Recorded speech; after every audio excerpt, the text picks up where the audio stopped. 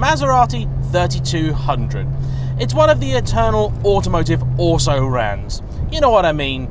It's the kind of car that you only ever see in the corner of a review of something else. Whenever a magazine's doing a retrospective and they're looking back at something like the Aston Martin DB7, trying to pretend that it's some sort of forgotten gem, or maybe a Jaguar XKR, in the corner you'll also see those 2 or 3 little cars where they'll go, also consider. And there you will find the 3200 GT. And it'll probably say something like, very pretty and fast V8, but hideously expensive to run and will break. It's a little bit unfair, I think. The 3200 GT is indeed a very special car. First off, it's quite rare. In its reasonably short 3-year production run, Maserati churned out fewer than 5,000 of them. So if you're looking for something a little bit unusual, it's not a bad starting point.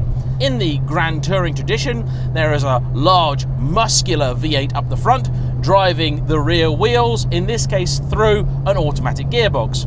You have seats in the back, and they are a reasonable size, certainly more useful than the items you're going to find in a 911 or indeed a Jaguar of the time. I have quite fond memories of the 3200. Many moons ago, a friend of mine got given one as a courtesy car while his Ferrari was being serviced. Now, me being only around 10 back then, the only thing that I remember is it was the first car I was ever in that had heated seats.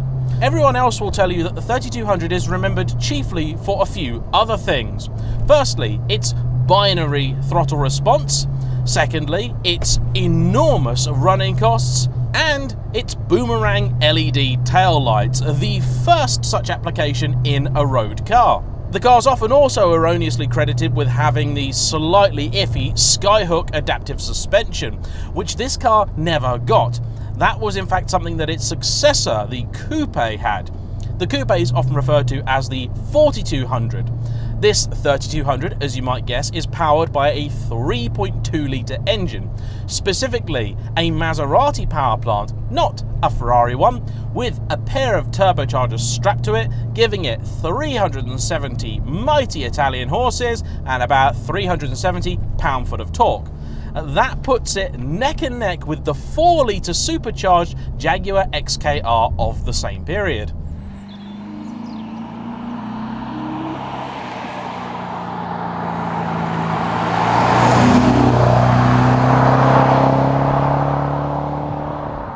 These were not particularly cheap cars when new, and their pricing now is possibly also a source of some difficulty for them. This car is priced at £15,000 with 70-odd thousand miles on the clock, and it sits pretty much bang in the middle of the 3200 market, which seems to start at around about £10,000 and goes up to about 20 grand, with a few limited run examples being a bit more than that.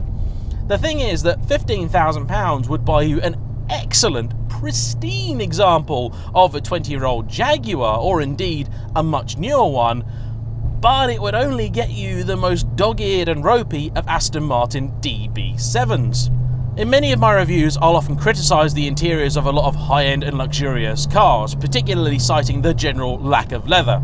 No such complaints here. This interior is utterly magnificent, and happily the 3200 GT has also sailed through that sort of awkward period. You see, cars when they're new are generally fine.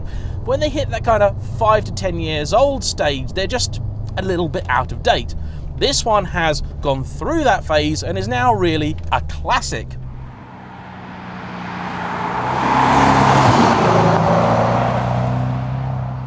If you were considering or dreaming of a Ferrari 550 or something like that, this really does have some sort of similar vibes about it. It helps too that this has the exact same indicator stalks as you'd find on a Ferrari or indeed a Fiat of the period. Unlike the Jaguar of the time, these were available with a choice of 2 gearboxes, the 4-speed automatic, as in this car, or a 6-speed manual. I'm never going to pretend that my choice would be anything other than the manual, but this auto's actually not as bad as I thought it might be, and it seems to partner very well with that engine. My real criticism is that for just cruising around like I am now, it's rather boomy, I don't know of any modifications made to this car, but the engine sound never really goes away. It is a constant companion, and that could potentially irritate on a longer journey.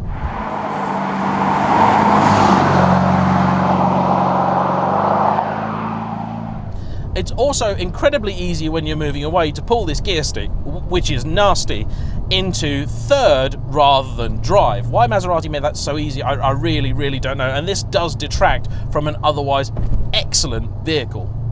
And really, everywhere that you look in here is magnificent. These dials, fantastic, beautiful. Yes, a bit 90s, lots and lots of digital displays and things, but they do all seem to work. Suede headlining. This is fantastic. This is the sort of stuff you get in something like my top-end 7 Series.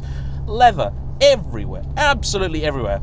Is it beyond criticism? No, of course it's not. There's a few parts which are starting to wear, and funnily enough, they're wearing in the exact same way that a Ferrari would of the time period, but it's not excessive and it could be repaired pretty easily. These vents here look a little bit cheap and nasty, but you know what, that's fine. Same really for the AC controls, but otherwise, it's pretty darn cool in here. The suspension is certainly on the firm side. I haven't ventured anywhere near the sport button yet, but you can tell that this is not the most plush of rides. A Jaguar of the period is definitely going to ride better. Couldn't tell you about an Aston Martin because it's been so long since I've driven a DB7 that, well, any memories now wouldn't really be very helpful.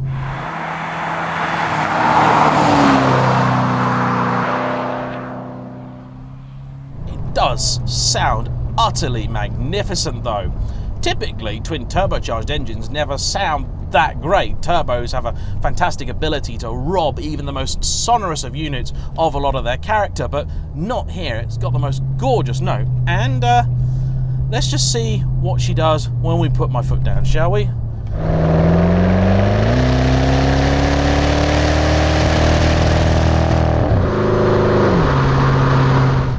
It's not the quickest thing in the world, although I think there it only went down 1 gear and it really could have gone down 2. So I'm going to try that again and see what happens. The steering is really quite sweet in this car, I have to say. For a 1600 kilo lump, it's very delicate with plenty of feel through the helm, and it's weighted really nicely indeed.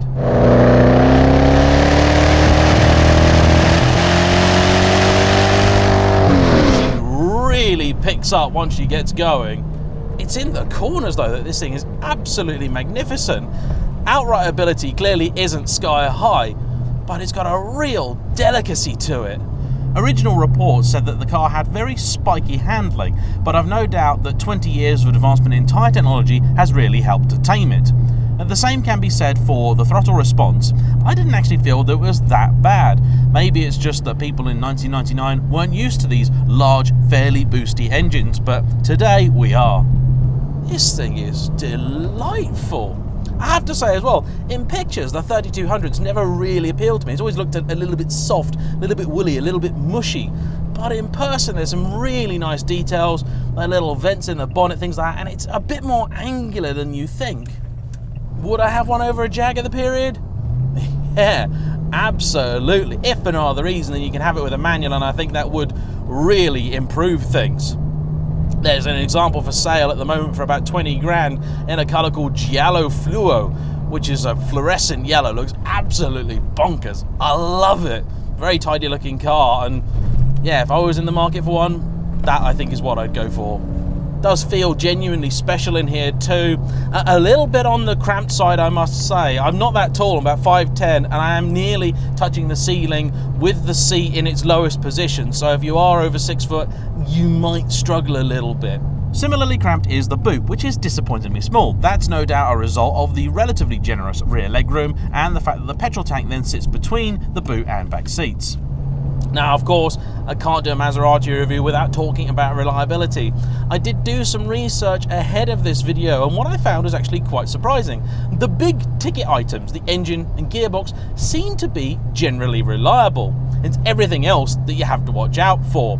Rust, I don't think, is a particular concern, but many of the buyer's guides I found were already themselves a decade old, so don't assume that that won't be an issue. What does seem to be a concern is the electronics in the car, and what you want to look for is specialist care and attention. I've got a decent Maserati specialist just down the road from me, and I spoke to them a few years ago when I was thinking about buying one of these, and they said that actually they are generally better than they get given credit for, but you have to find one which has been looked after by the right people.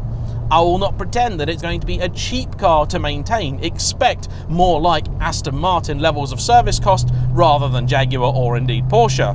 But you're going to have something that is, at the end of the day, very, very special.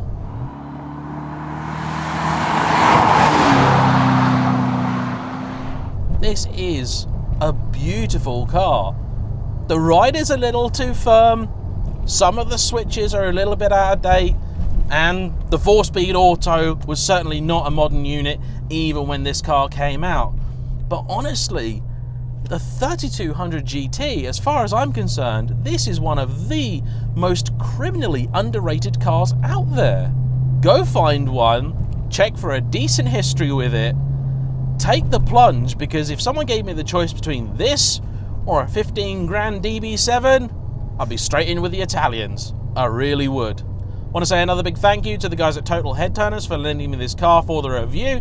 They are a Cobra and GT40 replica specialist, but they also stock some odd, interesting and unusual sports cars, and this is one of those. So if you want to know some more details on this particular car or any others that they've got, please do check out their website, the details of which of course will be down below in the description. For now though, thank you for watching. Please like, comment below, subscribe if you haven't already, because it makes a big difference to me and the channel, and we shall see you all for the next one. Bye-bye.